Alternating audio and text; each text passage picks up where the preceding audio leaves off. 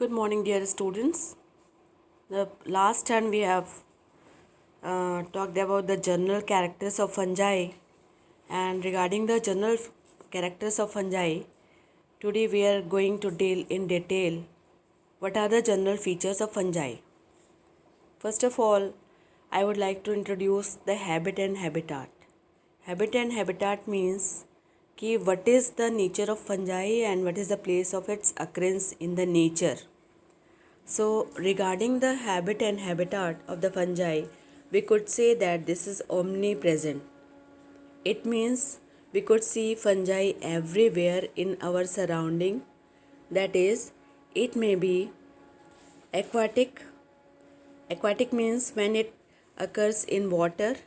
The best example for the aquatic fungi, we could have the Saprolegnia that grows on the dead and decaying bees. The second category, terrestrial, that means fungi that occurs on the soil or dry land. For that, we could have Physiza, Agaricus, Morchella, etc.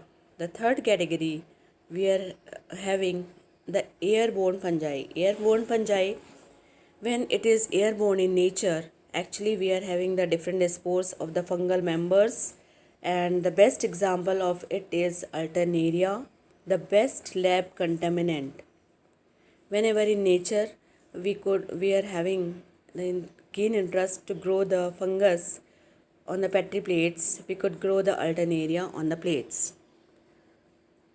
But among all these situations and cases, the fungi always loves the moist and humid places to grow. So this is the habit and habitat of the fungi. Second thing we could consider for the occurrence of the fungi, it is heterotrophic in nature. So heterotrophic in nature, being heterotrophic in nature, it may be saprophytic, and if it is saprophytic, it means it is growing on dead and decaying materials, and thus most of time deteriorating and degrading the quality of the host materials as pickles, papers, etc. But sometimes when though it is saprophytic in nature but is economically very important, as in case of yeast, Saccharomyces cerevisiae, where the growth of yeast or Saccharomyces cerevisiae results in the economic production of various substances that is only due to fermentation technology and in bakery. इसका मतलब आप अभी तक क्या समझे? अगर हम fungi की बात कर रहे हैं कि नेचर में हमें फंजाई कहाँ मिलेगी, तो नेचर में हमें फंजाई सब जगह देखने को मिलेगी, अपने चारों तरफ देखने को मिलेगी, पानी में देखने को मिलेगी, मिट्टी में देखने को मिलेगी, और यहाँ तक कि हवा में भी देखने को मिलेगी. और चूँकि इसका नेचर हेटरोट्रॉफिक है, हेटरोट्रॉफिक का मतलब कि ये दूसरी चीज़ों से अपना न्यूट्रिशन लेगा, तो इसके लिए ये मोस्ट ऑफ टाइम जो होता है ये क्या होता है, सैप्रोफिटिक होता है, और यानी कि जब ग्रो करता है डेड और डिकेइंग मटेरियल पे, और डेड और डिकेइंग मटेरियल पे जब ग्रो करेगा तो ऑब्वियसली उसको डिग्रेड भी करेगा, डीनेचर भी करेगा. जैसे पेपर पे अगर फंजाई उग जाती है रेनी सीज़न में, तो पेपर की क्वालिटी ख़राब हो जाएगी, पिकल्स की क्वालिटी ख़राब हो जाएगी.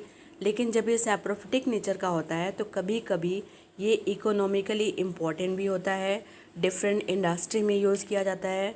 जैसे ग्रोथ ईस्ट की, सैक्रोमाइसिस की ग्रोथ, जहाँ पे ये फर्मेंटेशन टेक्नोलॉजी में यूज़ होता है या बेकरी में यूज़ होता है. थर्ड कैटेगरी है इसकी. The third category with for the fungi is, second category is parasitic when it lives on the other material up to a bearable level, when it doesn't show its toxicity but up to a bearable level, and that parasitic nature depends on the size, site, infectivity and toxicity of the inoculum. After a certain time period, it becomes pathogenic. That means causes diseases on the host, and covers the most of part of the host and deteriorates the quality of that host. Puccinia, Alternaria, Cercospora, etc., where it causes different diseases. In case of Puccinia, it causes black rust disease of the wheat. Cercospora causes disease on the groundnut, destroys the quality of the groundnut seeds. Alternaria causes diseases on potato, etc. The second category, the second quality of the fungi we could discuss about the thallus. Thallus, somatic body, may be unicellular. The best example for the unicellular is yeast. 2. Multicellular. Multicellular, it means it is filamentous. On the previous turn, we have talked about the hypha, hyphae, and mycelium uh, with the respect of increasing complexity of the mycelium. And this multicellular form may be either as cottony mass, means जब Haifa hyphae mycelium बहुत ज़्यादा इकट्ठा हो जाएगा तो nature में हमको whitish filamentous cottony मास के रूप में दिखाई देगा, जैसे कि सैप्रोलिग्निया के केस में हम देख सकते हैं पॉन्ड सरफेस पे मरी हुई मक्खी के ऊपर उगा हुआ, या फिर it may be highly organised form.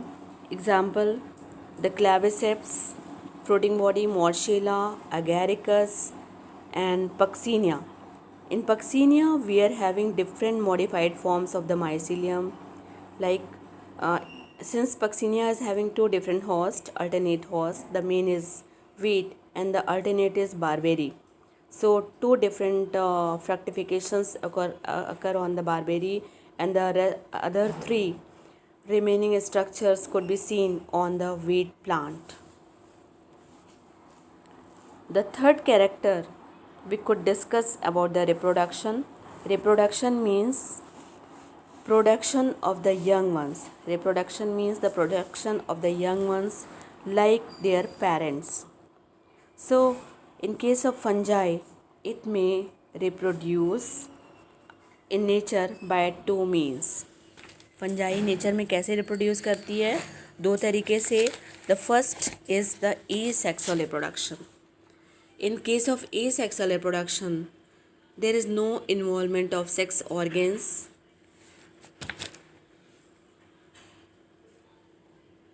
So, when we talk about the asexual reproduction, this is due